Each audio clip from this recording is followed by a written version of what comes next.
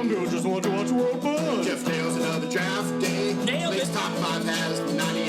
I got Mason one more. just loves him some Kevin James. Fucking Kevin James. It's the history of bad. It's bad. It's the history of bad. So bad. It's the history of bad ideas. It's the history of bad. Oh, yeah. It's the history of bad. It's the history of bad ideas. Podcast. This episode of Hobie is sponsored by Hello Jeff. Save 20% off your first meal box with promo code HobiePod.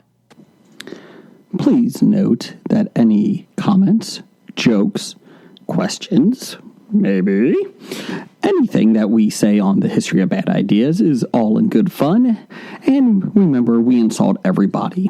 Our thoughts, opinions, questions, anything else, actions that we do on the show do not reflect any of our employers, organizations, advertisers, or anyone else that is associated with the history of bad ideas. And remember, at the end of the day, it's just a joke. Welcome to the History of Bad Ideas, episode number 462. I'm Jason. I'm Jeff.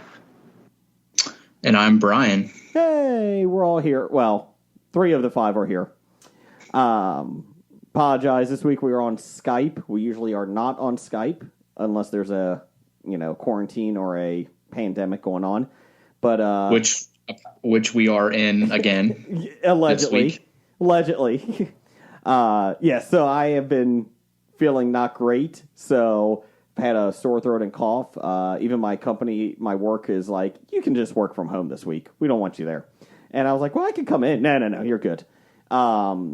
So I am actually, so that's why I was just trying to be preventive and not give my fellow co-host and friends sickness. So I don't think it's anything major, but I don't think you guys want to have a sore throat or a cough. So, oh, great. I gave it to you over Skype.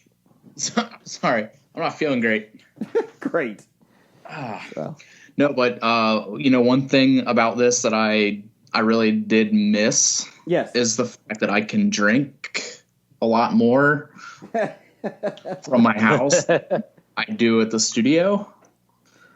And then I remembered how much I really drank that year that we were in Skype. Thanks. Isn't it weird? Like a couple months ago, the one week we missed, producer Doug was putting out episodes for us, and like one of them was like a Skype episode, and it's like it feels so long ago we did that, and then it was like, oh, that was like a year and a half ago. Yeah, it really wasn't that long ago. No, and we did it for a long time. We did it for over a year. A year? Solid. Yeah, for over a year we did. I mean, Jeff, wasn't it great? We had the podcast studio for 3 months, and then we're all like, get the fuck out.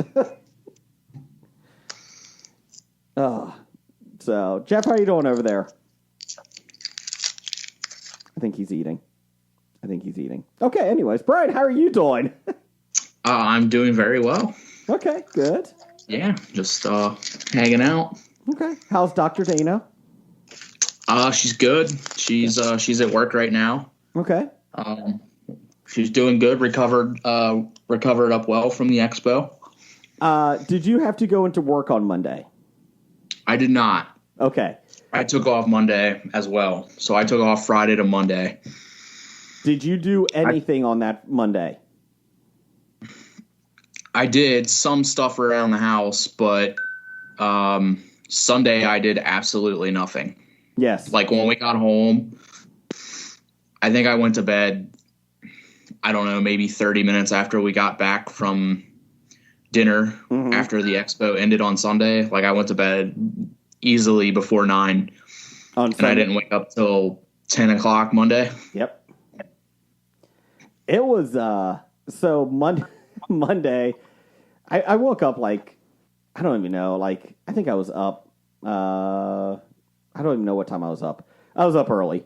And, but then, like, I did nothing all day. Like, I usually go into the basement on the PlayStation 5 and play Assassin's Creed or something like when I have some free time.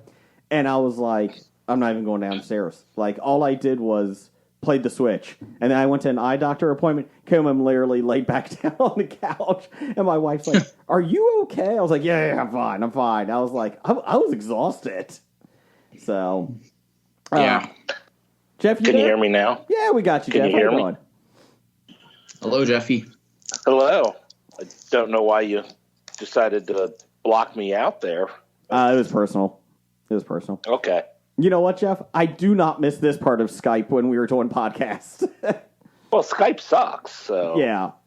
I will say that if the pandemic kept going on more in depth, and we were going to definitely switch from Skype to something else. I was going to pay the $10 a month to get something a little bit better. I think Brad of the Cinema Guys had something. Jeff, did you do anything that Monday after the Comic Expo, or were you too exhausted? I had to go over and help move stuff at my mom's place because she's getting the floors done. Oh, and we had to remove all the stuff from the areas. So I had to go and help box stuff up. But when I got there, Jim had already done most of the work. So Jim's good about that. Yeah, Brian and I were just talking like we basically had no energy that Monday. We did. So I had my little stepper thing. We were talking about it that weekend. I did 61,000 steps in 3 days. So I'm guessing pretty much all of us were around that same thing. Jeff, you may not have been because you were doing AV, you lucky bastard. So that means I didn't step? Not 61,000 steps. Oh, okay. I mean, you could have stepped. I don't know. Well, I guess I wasn't the one who got to walk down and get all the food from the green room, so... That wasn't me So either. obviously I didn't make those steps. I did do that one day, only because the line for Skyline was longer than it was for Chris Claremont. Oh. Wow. So I came back up and snagged a green lanyard and went and had some... Pub? What was that? Pulled pork, I believe they had. Chris Claremont, X-Men writer artist. Did he have a good line? Yeah, there was always, every time I was down there, like by his table all weekend, he had consistently probably between 15 to 20 people. Wow. Okay. 30 people maybe. There was a chance, it was on Sunday, I think, like at 3 o'clock, maybe a little earlier. I walked down there with my son, and I was like, nobody was in his line, because it's Sunday afternoon, right? And I was like, man, do I go for it? Like, I should have just gotten his autograph. Like, that would have been awesome. And I just did it, and I'm kicking myself for it. And his autographs were only $20. I mean, one of the great X-Men creators out there, and $20. So you didn't have anything for him to sign, though, did you? No, and that was the other thing. Like, I should have brought my my graphic novel of Dark Phoenix Saga for him to sign. Do you have that one too, Jeff? Don't you? Actually, I don't think I do. Oh, really? Okay. No, I mean I've read it because that's as I said, that's what first got me into comics. But it was a friend's copy that I read, so. Okay. I don't know if I ever bought a copy of that myself or not. I read that, maybe once every year or two, and it's still so good. It is really damn good. It's up there, probably my top 3 up there, graphic novels. Still can't find the Blackest Night graphic novel, though. Still waiting for that one. Only $300 if you want to buy it off somebody. Oh, really? Yeah. Because it's the omnibus, so it's everything, like all the side issue, like spin-offs, like the... oh, okay. So if I already got all that stuff... Yeah. Okay. So when I sold my comic books, the guy that bought them, he didn't really care about the newer ones, and I should have asked him if I could have kept the Green Lantern Blackest Night. He wouldn't have cared. And I was like, damn it, that's the one series I wish I would have kept. But that's okay. like I said, I'm still waiting for the omnibus to be re-released or something, or find it a little bit cheaper. But that thing is, I mean, it's massive. I mean, it had Orange Lanterns, and I think it had in that one it has the Batman ones with Blackest Night, all of that stuff. Even Catwoman, I think, had one. So is it in volumes? No, I can't imagine reading a book that thick. You know what? I bet you it is. Let me double check for you here. That's the best part about Skype is I can check that when you guys are talking. But I would like to say thank you to Cincinnati Comic Expo. Great time. Had by all. It was exhausting. It was a lot of work. But I will say that I think we knocked the shit out of the ballpark. Knocked the ball out of the ballpark for the second floor there. I think we did great. Jeff, you did awesome on AV. What we have to do is remind these professional actors how microphones work, and that when the microphone is away from their mouth, people at the back of the room can't hear them. That is true. Did have a couple of those instances over the weekend for sure, but overall though, it was a great time. And we won't talk about it all the whole time in that, but next year we got to do more episodes there. That I think would help us. Yeah, definitely plan to work that into the schedule a little bit more if we can. Jeff, the omnibus is literally one big book. Holy crap. Yeah, I'm trying to see. That's the one on eBay. It's $190 on eBay. That one is sealed though. That's not bad. Yeah, I think it is. Jeez, old Pete. I mean, to read that, you'd have to sit at the desk and page through. You couldn't curl up to it in your chair or in your bed or something because it's just too effing big. 1,664 pages. Whew. It's like a Harry Potter novel. It's about 6 chapters of a Harry Potter book. Jeez, yeah. Yeah, I was just crazy. Yeah, 1,600. So. And it's normally 32 pages to a comic book? Yeah, I think they've actually lowered it to even 24 now. So this is what it has. Adventure Comics 4 through 5 and number 7. All 9 issues of Blackest Night. Blackest Night Batman 1 through 3. Blackest Night The Flash 1 through 3. JSA 1 through 3.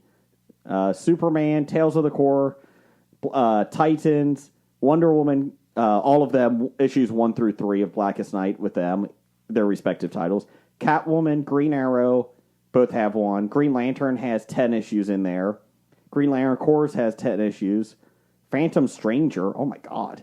Starman, Suicide Squad, the Atom and Hawkman, and the Power Shazam, and The Question. Remember that comic book? I do remember The Question. All of them have one issue in there. Untold Tales of the Blackest Night and Weird Western Tales all have one issue. That is a whole lot of books. That is a lot. I'll agree with that. I think the Weird Western Tales is Jonah Hex, if I remember correctly. Probably. Is what I'm guessing. I don't know. They had so many good New 52 stuff, then they just stopped it. Hey, we got new stuff. This isn't going to be like your old comic books. We got new characters, new everything. 6 months later, we're going to cancel all these. Sorry. You like Batman? Yeah, we're going back to the old stuff. Yeah. You like Batman? We got 18 titles of Batman. I hope you don't mind. Superman, most boring character out there. We got 6 titles. Sorry. So, how do you feel about Superman? Fuck him.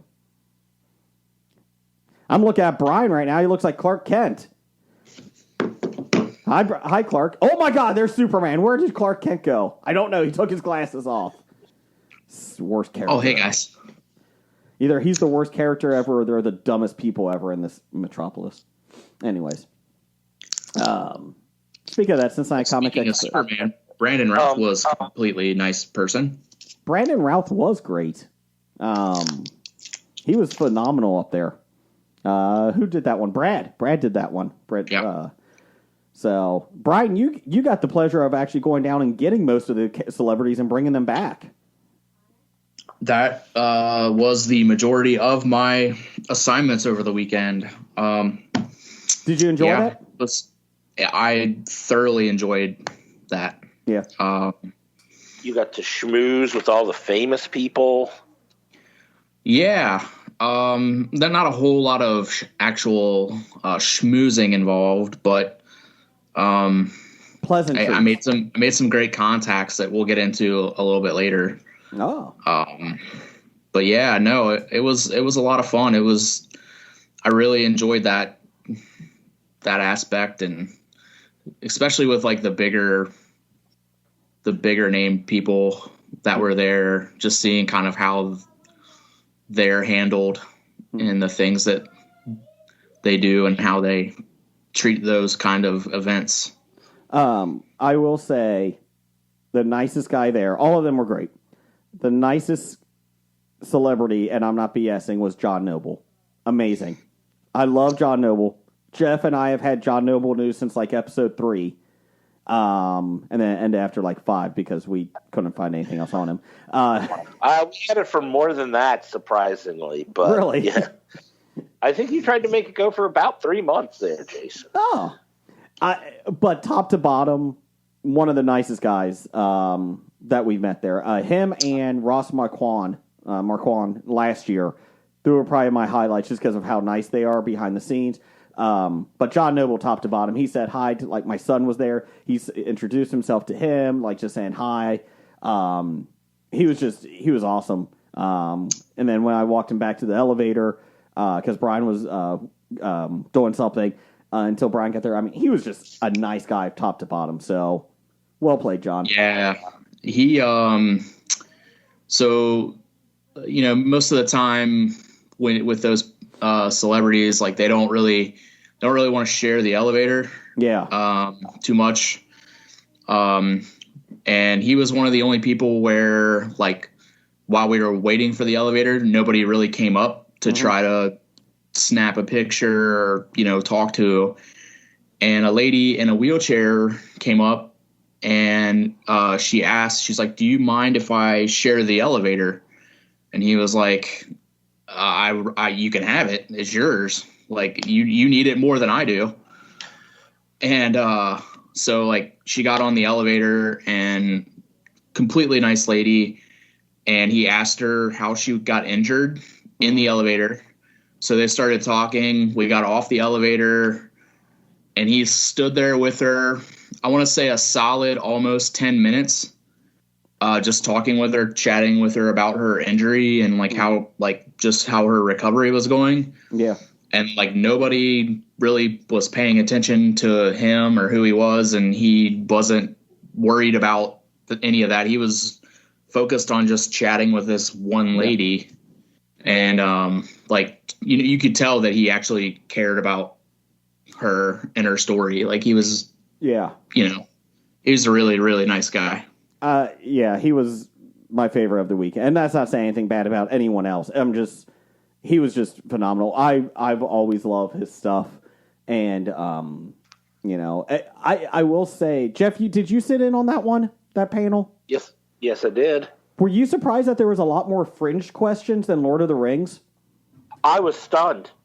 I mean, I knew people liked fringe, but usually something like that, you're expecting Lord of the Rings. I think there was one Lord of the Rings question. Yeah. And then I had one, Jeff. I had one. You did have one. I connected I'm not sure you even know what you were asking. Oh, I know Lord of the Rings. I connected it to Fringe. Connected to Walter and Denethor. So I didn't ask him. I didn't get a chance to ask him about the cherry tomatoes, though. I did have a question in there for Blake about it. But yeah. So next expo is September 22nd through the 24th. Already got dates? Yeah. Awesome. So September 22nd through the 24th next year. So get your tickets in 6 months. I'm exhausted from it. I don't know. We'll talk about it later. So there you go. But they do sponsor us. So, hey, September 22nd through 24th, people. But yeah, we do want to say thank you to them because it was a great time. Tickets will be up probably in February. Yes. We'll announce Hobie's going to be there. Hobie's there. And so, Brian, did you watch anything this week? I did. Whoa, wait a second. Jim says that we didn't call him. Well, I'll call him right now. I didn't know. Yeah, he says he said he can't hear Jeff from earlier. He said, I can't hear you either, Jeff. And I said, I can't hear you, Jim. And he said, you can't hear me when Jason doesn't give me a Skype call. You know what? I'm calling him right now. Fuck him. Boom. I did watch some stuff. I watched there was a movie on Netflix that recently came out called Lou. Okay. With Allison Janney and Journey Smollett. Okay. That was really good. What was it about? Lou? Oh, just a guy named Lou. No, it's that was Allison Janney's character. Oh. It's like it's based in Portland. There's a once in a 100-year storm coming, and then one of her neighbors, which is Journey Smollett's kid, gets kidnapped, and they go they're hunting for the kidnapper through the wilderness in the storm. Oh. I don't really want to give away too much of the story because it was really well done. Not a comedy. Not a comedy at all, but man, Allison Janney pulled that off because it was basically an action movie. Mm-hmm. She had multiple fight scenes in it, and it was awesome. Hey, if Liam Neeson can do it at 65, she can do it. Yeah. Right. No, but I was surprised about that because I'd never even heard of it, and I was like, I'll check this out. So it was good. Was Allison Janney? I know she was West Wing. Was she mom? Was she? Yeah. Mom? Okay. Yep. Okay. She was mom, and then Anna Faris left, and it was like, wait a minute, it's just your role now. Yeah. Did you watch it? Well, that's all right. Anna Faris's daughter left the show after the second season. So she had a daughter on the show. Originally, she had 2 children, and then that daughter, it started, her teenage daughter was pregnant. Mm-hmm. So there was originally going to be 4 generations of women, and they just wrote out all the kids out. So yeah, they did a Family Matters. And then I caught a documentary, it's a 6-episode documentary on Peacock called Shadowland. I saw that advertised. How was that? It was scary, man. So basically what it is it's the Atlantic back in 2021 started writing these pieces on all of the conspiracy theories and kind of the weird stuff that people seem to be picking up and running with and turning it into something. JFK. Yeah, that might be in season 2 of Shadowland. I'm not sure. But so basically they filmed 6 episodes, and it's the stories of 4 or 5 different people over a course of period, course of time, as they're going through. But one of the ladies was she was arrested for being at the Capitol on January 6th. Mm-hmm. 2 of the people were the one guy was I don't know, he kept calling himself the Google whistleblower. Okay. I don't know who or what that is, but apparently he worked for Google. He blew the whistle and then decided to become a right-wing talking head, and his girlfriend. It was about them getting into these weird Did he start Duck Duck Goose or whatever that website is that they can't track you? I don't know.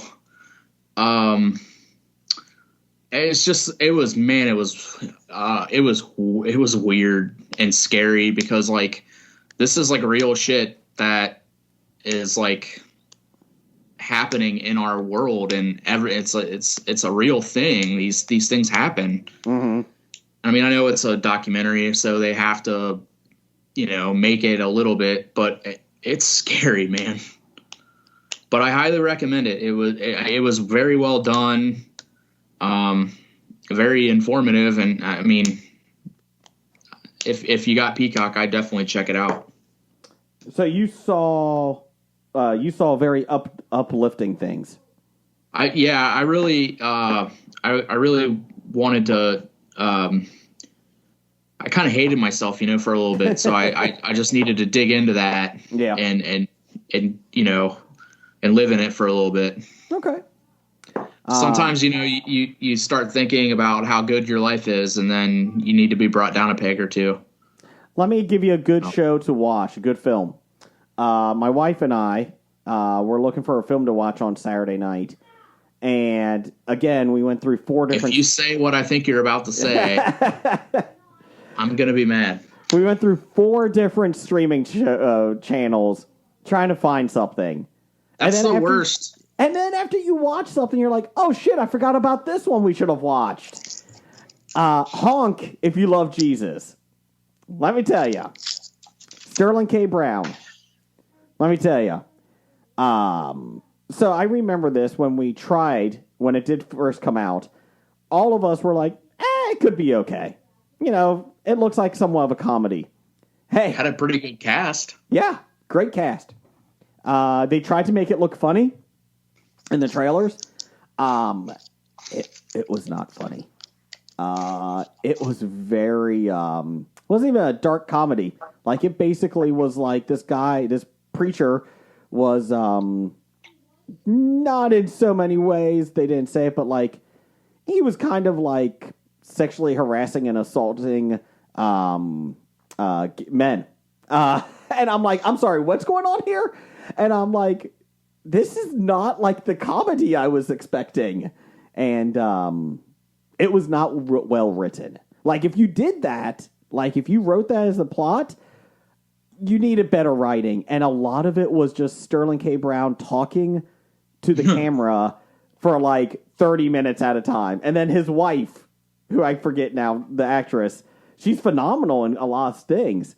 She just talked to the camera for 10 minutes. I'm like, what is going on here? And then at the end, I was like, 10 minutes left. And I took NyQuil that night, and I woke up and I missed the last 10 minutes, and because it was all building towards them reopening their church on Easter Sunday. And then there's a rival church that's opening on Easter Sunday. It's crazy. And basically all their congregation went to the new one and to that preacher. And so... It's like if Jesus did karate. Yes! It was crazy. And then I looked at my wife the next morning. I was like, what happened? I fell asleep. And she's like, I did too. I was like, damn it. So then I went online and read the synopsis of what happened at the end. And let me tell you, it was a horrible ending too. Like, nothing. It was horrible. So, yeah. So just to let you know, don't watch that film. Do not watch it. Speaking of the religion, going back to Shadowland, one of the other people that were involved was in the documentary that they talked about was the preacher, Greg Locke, the guy from maybe like Tennessee, the one like that like he was in a tent, like preaching in a tent. Okay. Jesus, that guy. What a nut job. I don't know about that guy. Allegedly a nut job. Yeah, look him up. Greg Locke. Okay. Yeah, he's a doozy, man. Is it Locke? It is. I can't trust anybody that ends with a vowel. I can't trust that. It's a simple name. It's Locke. Why do you have to add an E? Okay, you're insane. Yeah, well, Jeff, what did you watch? Anything uplifting? I finished the latest season of The Karate Kid. Oh. How'd you like it? Karate's ruining everything. Was there another big fight? There's always a big fight. Did anyone get arrested? Yes. Are they out on parole already? No. Oh. It's amazing that these people can get jobs after as many arrests as they've had. I mean, they don't have jobs in the show. They just fight each other all the time. That is true. They just kick and punch. Do you think it would be better if they did an underground karate fighting tournament? Maybe that would help. That might bring. That would be money. blood sport. Oh, okay. And then you could bring Jean-Claude in for season 6. That would be a good idea. Are you still watching Rings of Power? I really haven't started watching Rings of Power. I thought you did. I got 10 minutes in the first episode before I fell asleep. And I have not attempted to watch any more since. You're a big Lord of the Rings fan. Are you excited at all about this? I guess I answered that question with you not watching it. Yeah, I mean, no, I'm not excited about it. If I start watching it and I enjoy it, maybe I will. But what it started with put me to sleep right away, so that's not a good way to start off. Do you think The Hobbits killed it for you, the Hobbit movies?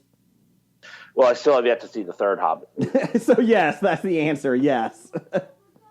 I thought what they did with the Lord of the Rings was great. Mm-hmm. The Peter Jackson trilogy there was spectacular. Mm-hmm. But, The Hobbit was not as good of a story, and it doesn't fit 3 movies. Oh, it does, Jeff. It does. Whether you like it or not. But I am watching the House of the Dragon, though. So and? How did you like it? That's real good. Okay. Yeah, I'm like a month behind on that. We've been trying to catch up, but it just hasn't happened. And by a month behind, that means you're years behind. They do a lot of time jumps in this. There is a lot of time travel that I was not aware of when we first started it. I was like, something seems wrong with this.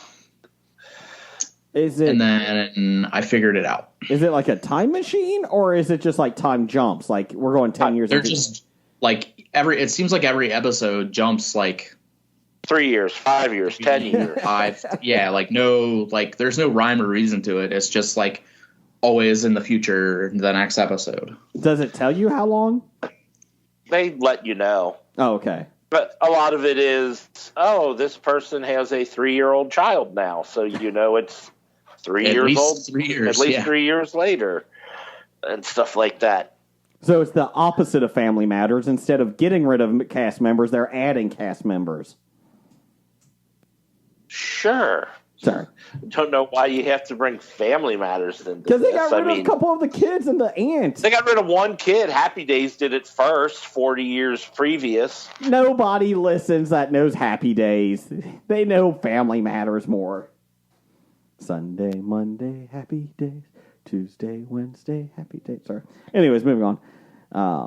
I did finish Thor, Love and Thunder. And the first half I was not a fan of. I didn't the villain takes the kids and they don't he literally takes the kids from Asgard, and I'm like, you should be more upset by this, and they were joking around. And then the second half was really good. I really loved the second half. They they changed the tone a little bit. And can you hear me now? Yeah, I gotcha. Sorry. Hello? Oh, no, I was talking and you just kept talking over me. I'm like, what are you doing? Apparently Skype shut me out again. Were you talking anything controversial? I was talking Happy Days. Oh! You start singing Happy Days and I get muted. I don't know what's going on here. Oh. Were you trying to build a motorcycle blind? No. Oh. Best episode. Sorry, Jeff. So now I've ruined whatever you were talking about. That's all right. I was talking about Thor, God and Love and Thunder. No, I said the last... That's just a natural transition. Happy Days to Thor. Oh, yeah. They're both hunks. Hey. But no, I mean, I really enjoyed the last hour. Like, I thought that was phenomenal. I thought the ending was good. I thought how they set it up for the sequels was good. Hercules was great. Spoilers, because where is he? He's there. He's there. He's everywhere. But yeah, I mean, the first half I was like, eh. So overall, it was fine. It was a fine Marvel film. So I want to go out your way. It felt like they didn't know what direction to take, so they took them all. Yes. And I think it might have suffered because any drama kind of was lessened by the comedy, and the comedy was lessened because, you know, they were trying to be too broad of comedy, and I don't know, it felt all over the place. I thought they had a better focus in the last half. Probably the last 50 minutes or so. I thought that was a little bit more mostly when the Rock guy got blown up. Wait, The Rock was in it? Yeah, The Rock was in it. The Rock. Oh, that's weird because he's got a DC movie coming out soon. You know that The Rock can do whatever he wants. It's true. Yeah, that is true. He's far bigger than Marvel and DC's pettiness. I think Black Adam's October, isn't it? I believe it's the end of the month, or like the week before Halloween, like the 23rd or 24th or something. Does anyone care? Like, I love The Rock, but does anyone care? I am very excited about it. Okay. Jeff, do you care? I think I will watch Black Adam. Okay. I mean, honestly, Black Adam, especially as far as I said, Black Adam, as far as people related to the Shazam universe, is the best character in all the Shazam stuff. Mm-hmm. I liked the first Shazam, so sure. I mean, I'll watch Black Adam. I mean, I don't feel like there's a lot of hype over it. Like, I could be wrong. I mean, I could be wrong. I could make $200 million opening weekend, but I just don't hear much hype about it. So, we did have a poll of the week here this week. So, Bad Ideas Podcast. You can follow us there. Let's see here. Bad Ideas. Let me get the photo here, or let me get the correct thing here. Let's see here. So what do you mean by the correct thing here? So the correct what's on the outline isn't correct. Brian, you changed this on your own when you did the outline. Don't blame me for this. I was off the last week. I was out promoting a book, helping a celebrity that I met. Yep. Promote his book the last week. Yep. Which we will not talk about. I had nothing to do with this outline. So any of the mistakes are not on me. Who is the best fictional captain / pilot of a ship? We have Captain James Kirk, Han Solo, Malcolm Reynolds, and Jack Sparrow. Jeff, did you pick Malcolm Reynolds? I did not vote on this poll. Who would you pick? Let's see. It was Kirk, Solo, Reynolds, and Sparrow. Captain Jack. Yeah, I would have picked Reynolds if I voted. Well, he came in last at 17%. The Firefly, people did not come out for this one. The brown coats. In third place, Captain James T. Kirk at 22%. This angered some Star Trek fans that they wanted Picard in there instead of Kirk. James T. Kirk was at the Cincinnati Comic Expo. That's why he gets the spot. I don't see Picard. Yeah. And winning 35% to 26%. This actually surprised me. Jack Sparrow over Han Solo. Jack Sparrow won? Wow. Yeah. Of course, the Pirates people must have come out and voted en masse. Oh yeah, tons of pirate fans. Let's see. Unfortunately, on the outline it says, "Who should in turn Brian's new title be?" So, Brian, I'm going to start calling you Jack Sparrow for the next week. Your title is Jack Sparrow. You know what? I can live with that. Okay. I can live with that. Good job, Captain Better than Jack. Cabin Boy? It is far better than Cabin Boy. Okay. So I will take it. Let's see here. Let's do some listener feedback here. Brian, I'll let you do that. We all know what that sound is. Ooh. It's time for the listener feedback. Sponsored by the serial killer in Stockton. Hopefully you're okay, Blake. They linked him now to the serial killer to Oakland. 2 more killings. 1 more killing in Oakland. 1 more attempted killing in Oakland. It is crazy. I bet it has something to do with Sons of Anarchy. Oh, that's true. Stockton is not a great town, they said. Apparently not. No. So first off, for listener feedback, we have no name for who this first comment comes from. Again? This is, we don't know who sent this in. I have a feeling I know. But it says, Meghan Markle's new podcast on Spotify has just topped Joe Rogan's podcast. Is Hobie her next victim? Fuck no. We're taking over. We're on Spotify. Yeah. Oh, I thought Hobie was her victim the first time we had a I'm Megan segment. My throat is not the best, Jeff, so I cannot do an impression. I cannot do impressions this week. It's tough. This week? No, well, wait a minute. Hey. Come on.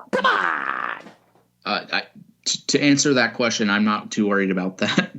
Not to be an asshole, but who the fuck's listening to a Meghan Markle podcast, right? Apparently the people that used to listen to Joe Rogan. Because that's similar. They have a big crossover. I mean, it's the same audience, right? Isn't that what that meant? That the audience left Joe Rogan to go to Meghan Markle? Big crossover, Jeff. Big crossover crowd. So let's see here. Pop culture? It's called Archetypes with Megan. Oh, jeez. Sure, her shit All right, doesn't okay. Moving on from the Pop Culture Cafe. Ooh. If there was a deodorant for ass sweat, would anyone use it? So I can answer this question. Mm-hmm. Okay. Because I've seen the commercials multiple times. There actually is a deodorant for ass sweat. It's called Lume, Lume, whole body deodorant. Is it spray? It is not spray. It's stick. It's a stick. So Stick you wipe on your ass. Yeah. So it is a whole body deodorant that covers your pits, your boobs, your toes, your legs, your muffin tops, and anywhere that could hold a pencil. That is the tagline on their website for their whole body deodorant. Okay. And to take this a little bit further, in the commercial, there is a average crotch odor score graph that they show. Uh-huh.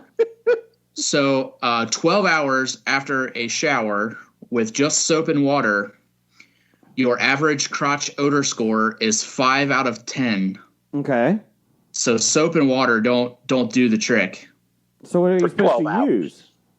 So 12 hours after you shower with soap and water and then apply Lume, your average crotch odor score is 0 out of 10.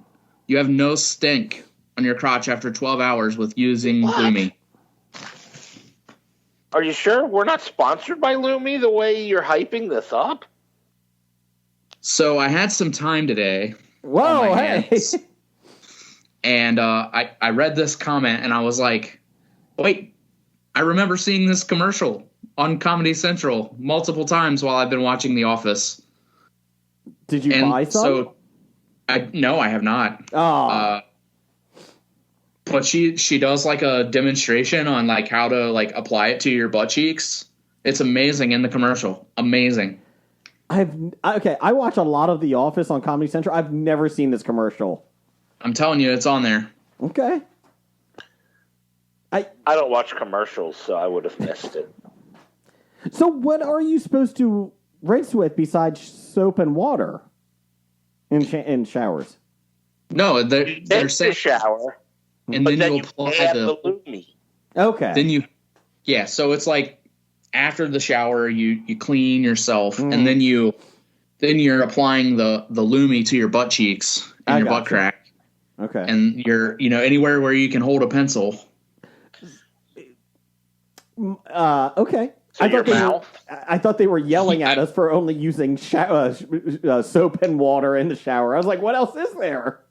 No. This is just saying after you take that shower and then you go out and you start doing your day to day. After 12 hours, you're halfway to an unhealthy amount of odor scores, crotch odor scores. Jeff, I think you're right. I think Brian is sponsored by them. Look, I'm just telling you that I answered this question probably the best we've ever answered a listener feedback question. Especially about sweat ass. Probably. Now, my question is, when I read this question, it said, a deodorant for ass sweat. I would be more interested in an antiperspirant to prevent it from sweating. Necessarily because, swamp ass sucks balls. I would say you would have to do a spray for that, right, Jeff? I don't know. You could probably use a stick. You think? I don't know. I mean, apparently Lumi you can use a stick, so I mean... They have stuff for balls. I guess I could just... They do have ball antiperspirant, don't they? Ballsy. They have a whole line on that. So I've seen commercials for that, not this Lumi thing, but I've seen it for Ballsy. Okay. I feel like we need to go on Shark Tank for this. I feel like we need to. Well, I think we need to come up with our own ideas on Shark Tank. Ballsy and Lumi are already out there being sold by other people. Jeff, I don't think Shark Tank would take us seriously. Jeff, I don't know if you know how trademarks work. If you say trademark, like I just did, trademark, we own the Ballsy name. But the Ballsy and Lumi people already said trademark. Damn it! Do they have a podcast saying that? I don't think they do. I'm also taking Meghan Markle's name, too. Archetype. Haha, fuck you. What else you got, Brian? All right, so let's see here. We have a listener review from Kevin at Cincy Explorer. Ah, Kevin. Is that still his handle, by the way? I don't think it is. Maybe? I don't know. So this week he reviews Hocus Pocus 2. No, stop it. Why? So Kevin says, I can say it's one of the better quote unquote modern sequels. You can tell the 3 original cast members had a blast filming this movie, and the film had solid writing. It honors the 1993 film, but expands on the original story as well. 8.5 out of 10. Wow. I guess he's saying it's twice as good as the original. I couldn't imagine. I couldn't imagine more than 4.25 stars out of 10 for the original movie. No. So it's at least twice as good as the original movie. I don't understand the love of this. Like, I don't remember liking the first one at all. Well, that's because you didn't. What's that, Jeff? I said that's because you didn't like it. I don't think I did. Why you don't remember liking it because you didn't like it because it wasn't good. The witches are bad guys, right? They eat children.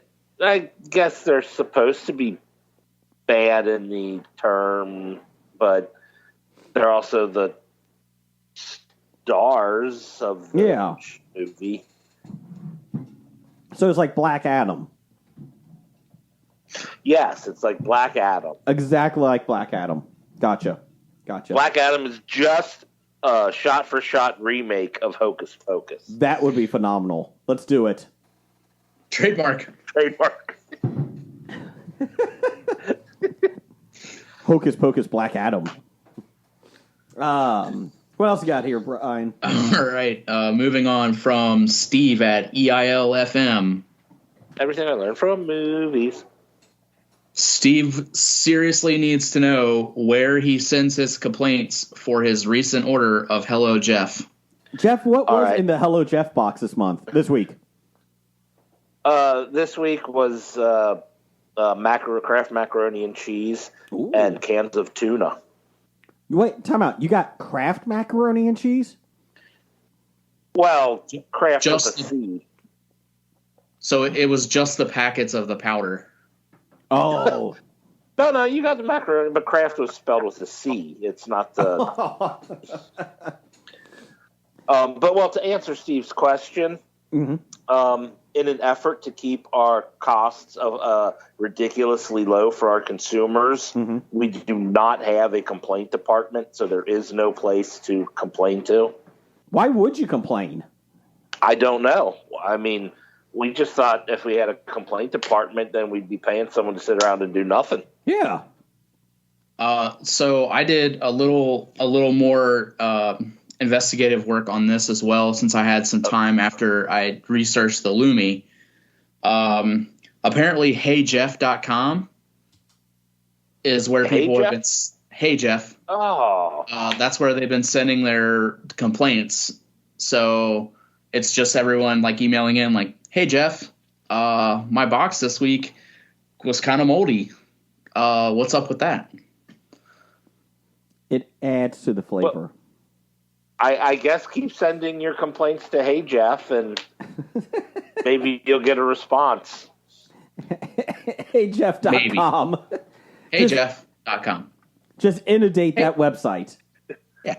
Hey Jeff. So I don't really mean to complain, but my strawberry Pop-Tart was actually brown sugar. Oh. One, brown sugar is great. Brown sugar Pop-Tarts are great. Mm-mm. Two, it was a grab bag Pop-Tart week. I think we explained that already. Yeah. Well, I mean, if people can complain about it, they're going to. It's true. That is true. What else do we have here? All right, wrapping this up, Professor Number One at Doctor Number One.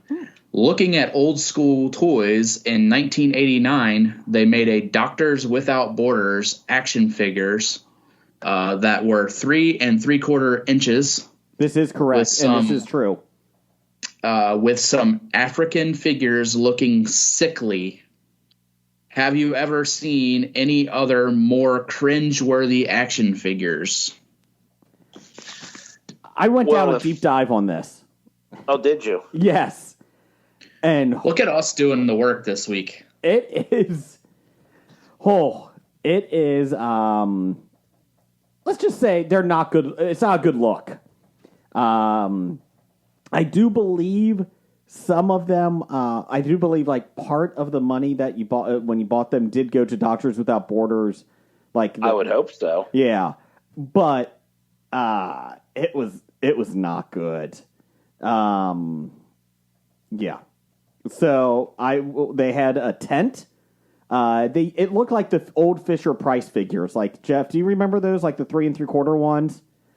No. Okay. Well, they had Fisher Price ones, but they were like Jeeps, and they had like safari ones and that. And it looks like they just they would have that. But yeah, they were not good. They had one doctor had a stretcher. It's like, what kids are playing with these? Hey, Brian, you want to go come over to my house and play Doctors Without Borders? Let's do it. Oh, sounds like a lot of fun. What are we curing this week? Cholera. Malaria? Oh, malaria. It's always malaria. Or lupus. It's always lupus. Never lupus. Never lupus. So this got me going down the site of like some cringeworthy toys. Okay, the Barbie tattoo kit, where you could put a tramp stamp with Ken's name on her lower back. Nice. Yeah. Good. I like that. Yeah, mine was going to be the Barbie doll. I guess it was the boob-growing Skipper doll. What? Where, like, you twisted, it was like Barbie's kid sister. She filled out. You twisted her arm and her boobs got bigger. Ah. It's like, yeah, she's hitting puberty, so she's aging. No, stop it. I didn't make it up. It was a doll they really made. There's a baby doll, Bebe Gluten, that their lips pucker and you can breastfeed it, fake breastfeed it. That's a little. Gross. What's that? And they named it Baby Gluten. Gluto. Yeah. Let's see here. I'm just taking a look. Yeah, that's some of them, but oh god. Let's see here. Aqua Dots. These were on the shelves in 2007 for 6 months until it was discovered that the beads that they were made of had a chemical coating and that kids were eating them, causing vomiting, breathing issues, seizures, and putting kids into comas. Well, that was just using poor paint. I don't know if that's necessarily the let's put out a terrible cringe-worthy toy, though. True.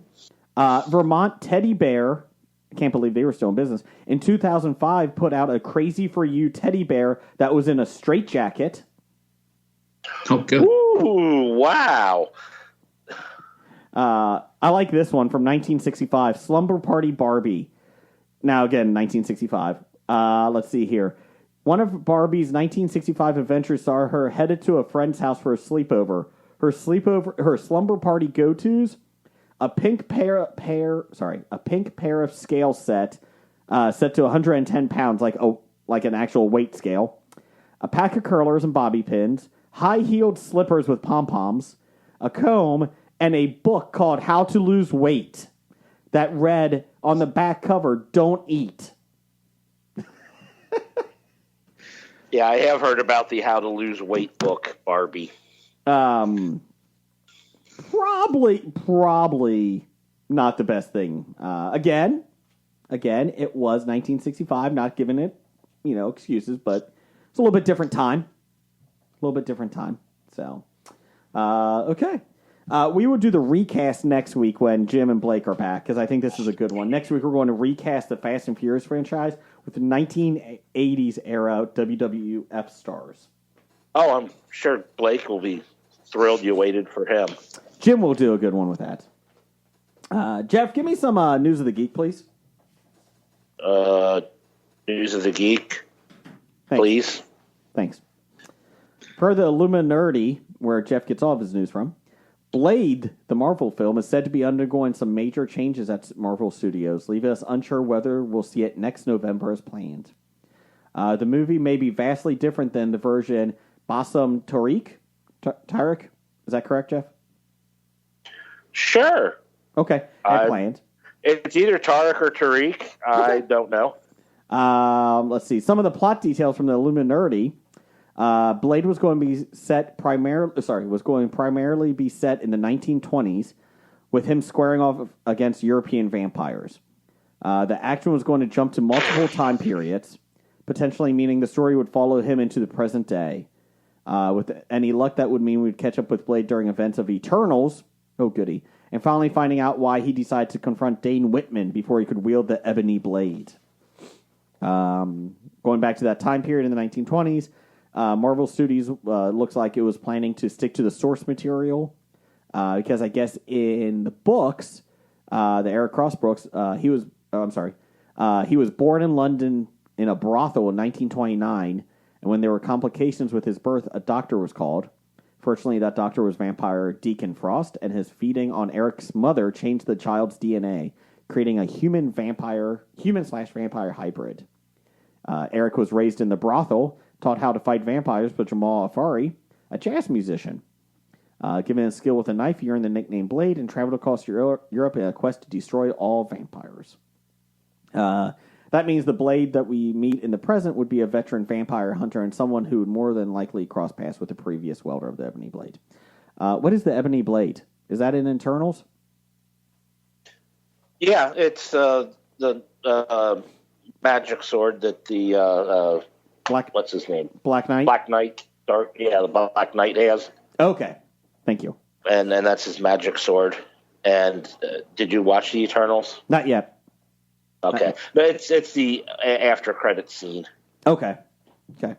I like the Black Knight. I like the character in the comic books. Blade is set to be released in theaters in November 3rd, 2023. Supposedly the main actor, give me that guy's name. Mahershala Ali. Thank you. Is not happy with some of these changes. So they said it could be having some troubles. So I guess they're bringing in more writers to figure out this out. That's not good. No. There is rumors that they had a big, they wanted Ali to be leading a Midnight Suns troupe, in future films, with Ghost Rider and that, but they said he's pretty much pissed off now. So we'll see what happens. Let's see here. We're going to skip this one until next week because I know that I love hearing Blake's take on Lost. Community, Jeff, are you excited? Had 6 seasons. I'm excited.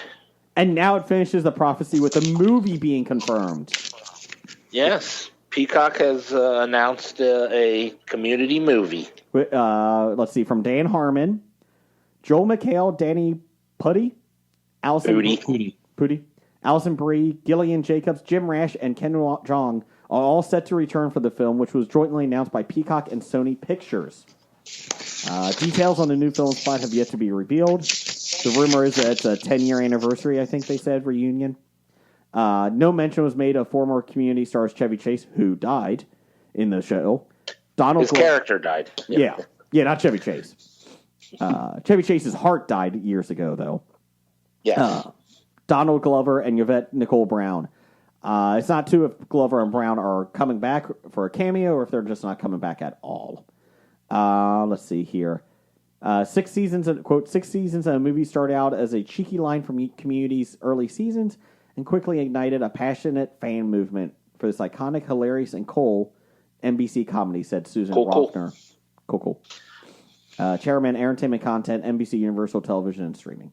We're incredibly grateful that 15 years later we are able to deliver fans this promised movie and can't wait to get to work with Dan Harmon, Andrew Guest, and all of them. So, is this a Hail Mary play by Peacock because nobody's going to Peacock? I hope not, because we saw what happened to Yahoo when they put all their money on Community. How did you find Community on Yahoo TV? Oh. I Googled it. Remember when Yahoo Red, or what was that, YouTube Red? Was that it? Yeah. Wasn't that a big thing too? That and Yahoo came out with the same thing at around the same time? Wasn't that what YouTube Red, whatever? Wasn't that what Cobra Kai was originally on? Cobra Kai started on YouTube, yes. Wow. Yeah, YouTube. Wow. The first season was YouTube. First season. Then Netflix. Netflix picked it up so that they at least Cobra Red. YouTube Red at least did something right. Yeah. Let's see here. That's all I got for that. I'm not a Community fan, but I've only seen 2 episodes, so I can't really judge. I know Jeff's excited about. Blake likes it, so Jim likes it. So I'm sure. I think Peacock needs to make some more of these original niche products because it's not doing well. So they need something. So. Well, I have yet to ever log in on a Peacock thing, so I don't know what Peacock has to offer me. It's not much. Not much. Apparently, a Community movie. What's that, Brian? They have Shadowland. Oh, that's true. Shadowland. And The Office. Yeah, your glowing review made me really have to see Shadowland. Yeah. Yeah. Jeff, you got box office news and world reports over there? I do. Box office news of September 30th through October 2nd. Number one, Smile made $22 million in its opening weekend on a $17 million budget. Excuse me, I'm burping off microphone. Kevin Bacon's daughter is in this. She's the main star. Ooh. Junior Bacon. All right, cool. Yes. Number two, Don't Worry, Darling made $7.3 million, a total of $33 million on a $19 million budget. I still don't care about this film. Coming in at number three, The Woman King made another $7 million, a total of $47 million on a budget of $50 million. I think it's over $110 million worldwide so far. Okay, that's not bad. No. Bros made from what I heard, disappointing $4.8 million in its opening weekend on a $22 million budget. Billy Eichner's film? Yes. Apparently Billy Eichner is straight people for not wanting to go to not caring about gay people. Yes. Billy Eichner said it was straight like people's fault. Yeah. The straight people weren't coming out to watch his gay movie, so... Well, they did say, the rom-coms are more... there's not many rom-coms in theaters anymore. I was reading an article about this, and they said it's not so much that people didn't come out to see it, but they said most romantic comedies now, films, are on streaming services. They're not... If you look at it, they're on Hallmark. They're on Peacock. Oh, God, that's all Hallmark has. Yeah. And Christmas movies. Yes. But it's true. If you look at it, a lot of these rom-coms are on Paramount. They're on Peacock had us a few. They just had that one with Jennifer Lopez. There isn't a lot of romantic comedies that are out in theaters anymore. So I was like... Has there been a romantic comedy in the theaters since the pandemic that did anything box office-wise, monetarily? No. I'm trying to think. It's pretty much action movies and kids' movies. Yeah. Yeah. And horror movies, they always do well because they're cheap to make. Yeah. I was going to say by Barbarian, but that's not in the top 5 this week. Yeah, number 5 this week, Avatar made another $4.7 million, a total of $779 million on a budget of who cares. So I'm looking at 2022. Fuck you, Avatar. Look at 2022 releases. There is not one rom-com that was a theatrical release. What was the one that just came out with Sandra Bullock and Channing Tatum? Oh, there's that one. Yeah, The Lost City. There's something. One. Was that a romantic comedy? I think it is. I think it was. That's what it turned out to be, I guess. So, Marry Me was Peacock. Father of the Bride is Netflix, I think. They redid Father of the Bride with Andy Garcia. Again. Yeah. The Lost City, yeah. Sandra Bullock and Tate. And there's one coming up with Clooney and Sandra Bullock, I think. So I guess what you're saying is you need to have Sandra Bullock in your rom-coms if you want to go into the theaters. Since Katherine Heigl no longer is bankable. Long story short, there's not many. Let's just say that. Not like they used to be. I wouldn't say that. Well, what do we got coming out? Coming out, we have on October 7th, Lyle Crocodile. So, Lyle Crocodile is a feature film based on the children's book about a crocodile that lives in New York City. Looks horrible. Okay. It follows I'm sorry. Oh, I was wondering, was this like a crocodile that lives in the sewers that someone flushed out when they had a pet when they were kids and is terrorizing the neighborhoods? No. So Lyle Crocodile follows the title reptile who lives in a house on East 88th Street in New York City. Lyle enjoys helping the Prim family with everyday chores and playing with neighborhood kids, but one neighbor insists that Lyle belongs in the zoo.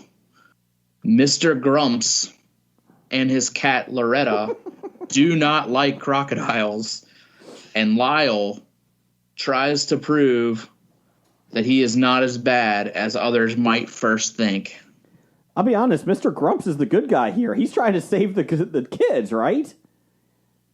No, he's trying to hurt the crocodile, Jason. By putting it in a zoo? Yeah. So we've got Constance Wu, okay, Javier Bardem, Scoot McNairy. Oh God. Brett Gelman plays Mr. Grumps. I could see Brett Gelman. Let's see. I'm assuming this is animated and these are all voices. No, it's live action. Live action. No, it's animated. I remember when Scoot McNairy was supposed to be a breakout role once Justice League came out. That didn't happen. that 3-minute scene he had in Justice League?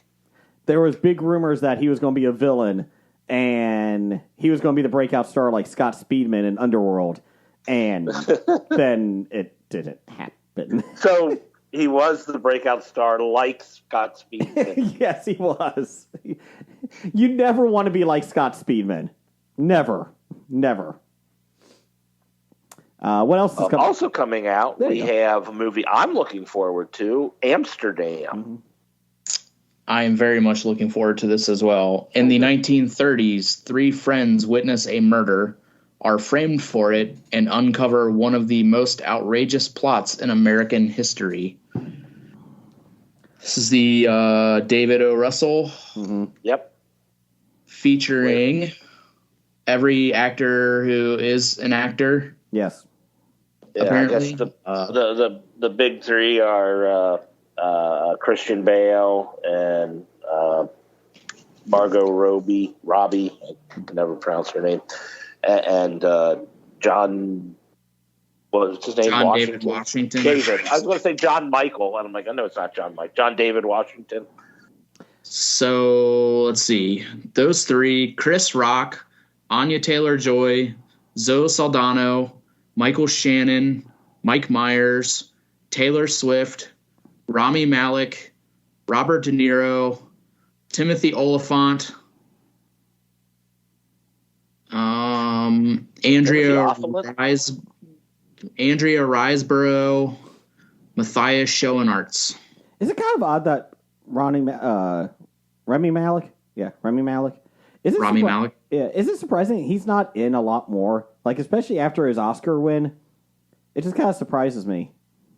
Honestly, I think that's like his choice. Yeah. He seems pretty particular about what he wants to do. He was the villain in Bond. Yeah. I think he's got a look that you really specifically want that look. Mm-hmm.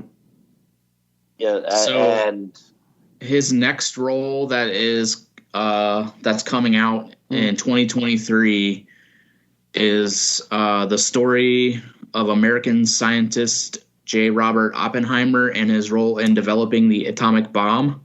That's been in development hell for years. So the top billed cast for this movie: Florence Pugh, Cillian Murphy, Emily Blunt, Matt Damon, Kenneth Branagh, Robert Downey Jr., Jack Quaid, Gary Oldman, Rami Malek. Who's directing that one?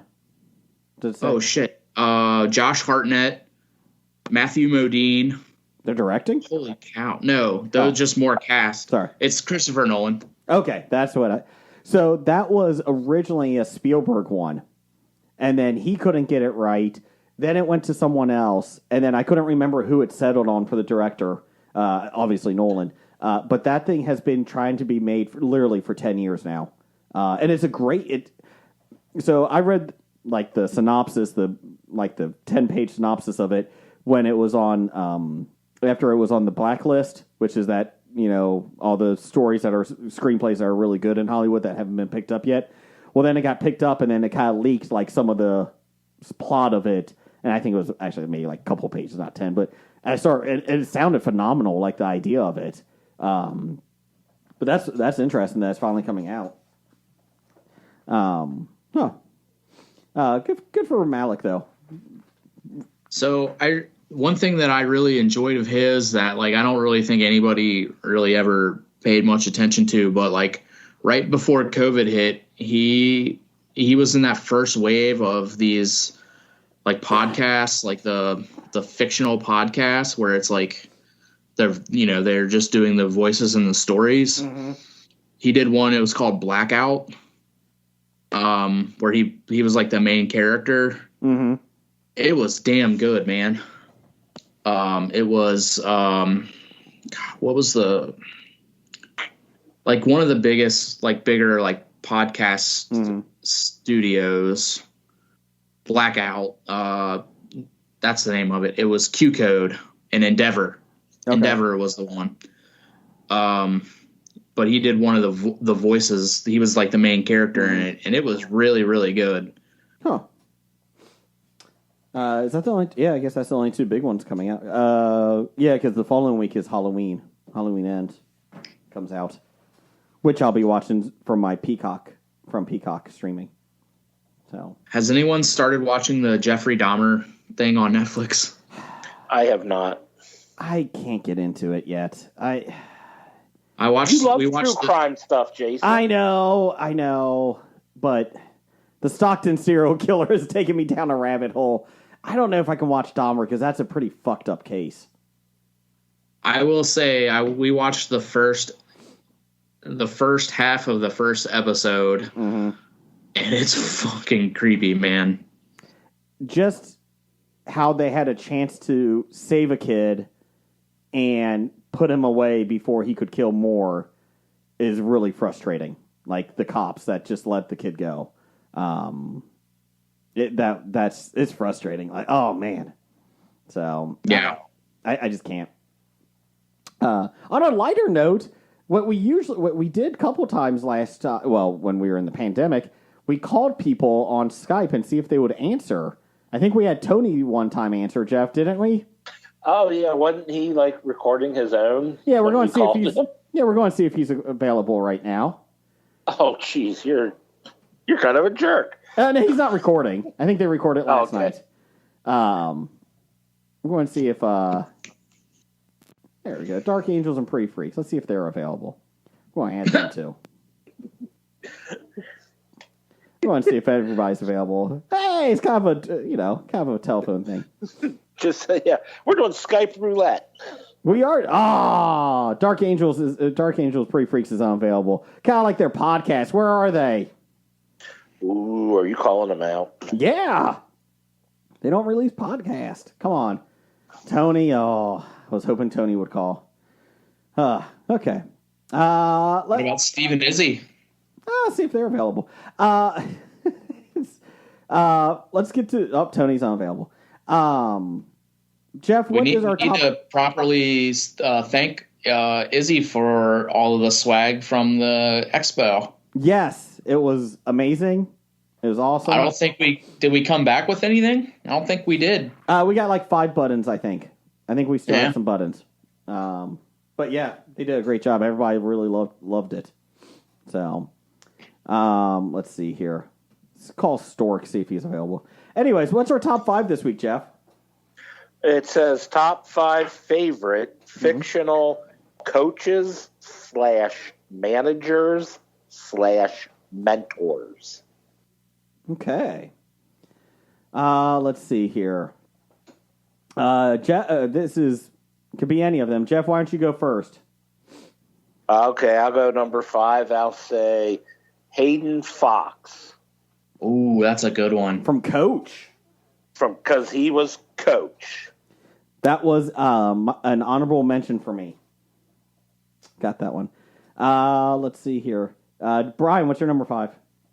My number 5 is Gordon Bombay. Oh, I forgot Gordon Bombay. Well, he ain't back. Yeah, Josh. By the way, I didn't even realize that was back. Yeah, the second Disney. Yeah, I think that just dropped this week. Out. Yeah, the second season came out dropped this week. Yeah, is it Jeff? Is it all the episodes or just a couple? I thought it was just the first one, but I could be wrong. It is Disney Plus. It might be. Yeah, I think they were, but yeah, it popped up when I guess I was going to watch She-Hulk, and I'm like, oh, the Mighty Ducks is available. Just weird, like scrolling past that and then seeing Josh Duhamel on it, and I was like, oh yeah, I forgot about that. My daughter's looking forward to Doogie Howser, the second season. First season was really fun. It's not fantastic TV, but it's a good young family show. I've enjoyed it. It's not insulting. The characters get better after the first couple episodes. The pilot in that is a little rough, but then as the season goes on, it gets a lot better. And they keep calling her Doogie because there was a TV show in this universe of Doogie Howser. And so she's like, I don't get your reference. I'm 17. So, my number 5 is, where is it? There we go. Judge Walter Burns from Mystery Alaska. So, all right. Oh, okay. Burt Reynolds. When you said, for some reason, you were saying Mystery Alaska, and the first thing I thought of was Northern Exposure. and I'm like, wait, there's not a coach judge in Northern Exposure? Sorry, Mystery Alaska. Yes. No, you said it right. My brain went the wrong way. Number 4, Jimmy Dugan from A League of Their Own. Tom Hanks version. There's no crying in baseball. Because the best part is that these are favorites. Avoid the clap, Jimmy Dugan. I just like the change that he has from not wanting to be there to loving them and protecting them. So, number 4 for you, Brian. Number 4 for me would be Michael Scott. From The Office. I like it. Did you see the episode before we came on the air tonight? Brian was when he falls into the koi pond. And the cold intro is Jim he's like a teacher that just stands by your side and never leaves you or lets you do anything you want. And he just teaches you. And he never leaves you. Hey, boss, did you find Nemo? Real funny. I can name Pixar movies, too. What happened? We got hit with a flash rainstorm, windstorm, hail. Oh, Jim, why didn't you get wet? I outran it.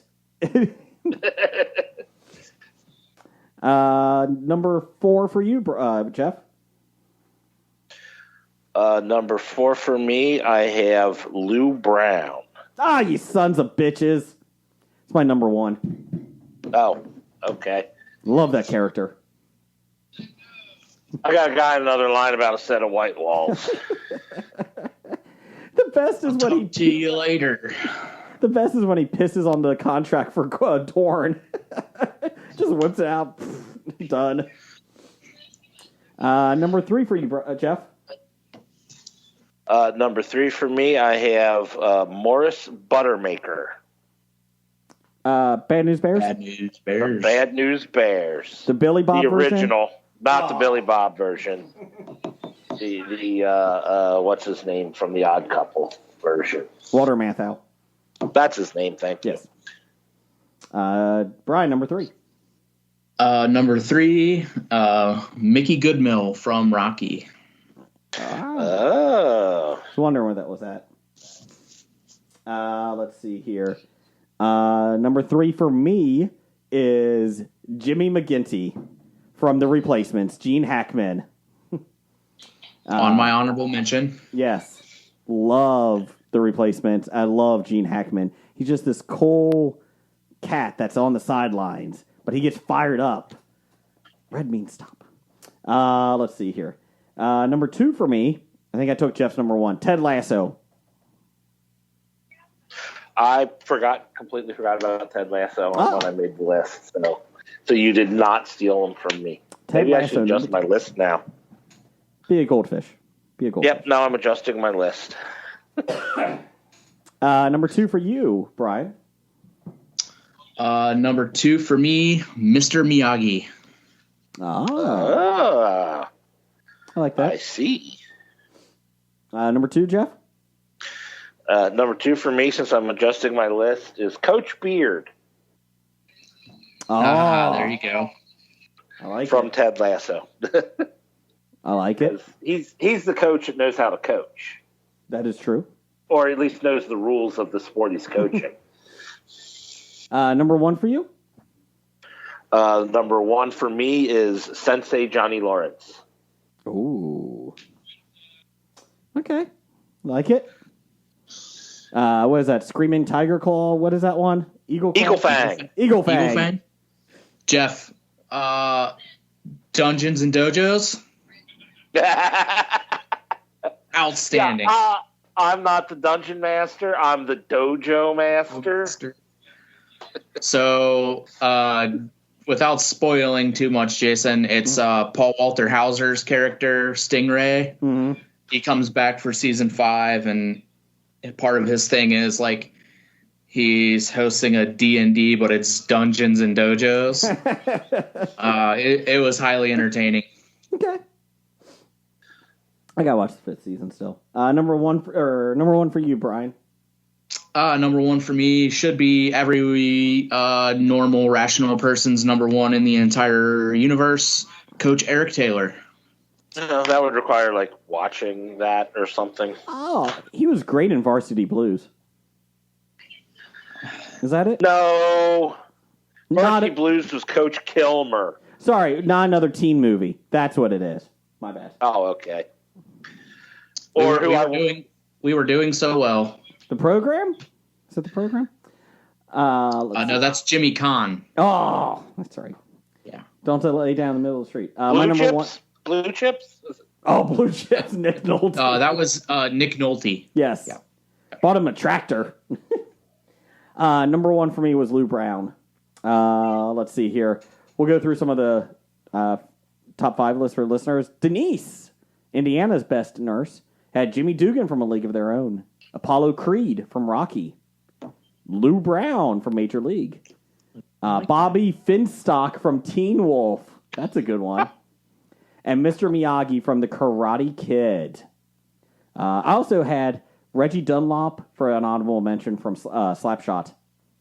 So was he really He was a favorite. He wasn't a good coach, but he was my favorite. Yeah, I guess so. Let's see here. From Blue Waffle merch. Hey, guys, at Blue Waffle. Oh, what? No, what? Well, they do promote us a lot, so we do like Blue Waffle merch. Wasn't Blue Waffle the thing I was told to never Google? Yes. Okay. They had Hannibal Lecter from Silence of the Lambs. Well, he was. He was a mentor. Magoa from Last of the Mohicans. Yoda from Star Wars. Vader from Star Wars. And Francis Underwood from House of Cards. God. Okay. Sean, a Pittsburgh nerd, had Ted Lasso, Jimmy McGinty from The Replacements, Coach Eric Taylor, Friday Night Lights. Oh, there we go. Jeff, Friday Night Lights. You know that movie show. Oh, I never watched that movie. Nah, me neither. I wouldn't watch the movie. I'd read the book or watch the television show. Oh, didn't know there was a TV show, but is that Blue Mountain State or Blue Mountain High? Number First 2. and 10. Yeah. Lou Brown from Major League and Ed Straight Arrow Gennaro from Necessary Roughness. I like it. And then finally, Steve at Everything I Learned from Movies had Mentor from Captain Power and the Soldiers of the Future. Everybody loves Captain Power. Al Pacino from Any Given Sunday. Coach from Coach. Mickey from Rocky. And Mr. Miyagi from Karate Kid. So, nobody had Coach from Cheers, though, Jeff. Well, we didn't actually watch him coach by that time. Yeah. There is one thing before we get going here. Brian, I wanted to ask you about this seriously. The Animal, the film, with Rob Schneider is getting a sequel. Can you explain how excited you are for this? That would require me to actually be excited about it. Rob Schneider is coming back. Yeah, well, it's getting him and Tubi are really close on agreeing to terms for him to come back and direct and star in The Animal 2. What do you think is those negotiations between Tubi and Rob Schneider are like? Like, what is he asking for?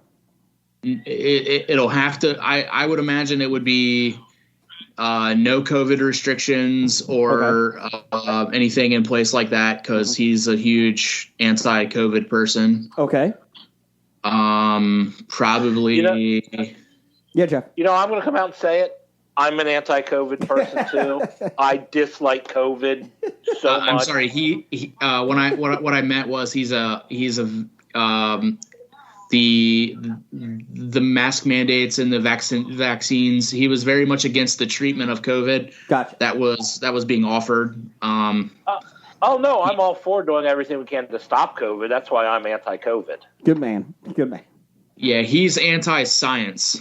Oh, like he's anti-science. He doesn't believe in like real science. To be honest, though, what has science done for us lately?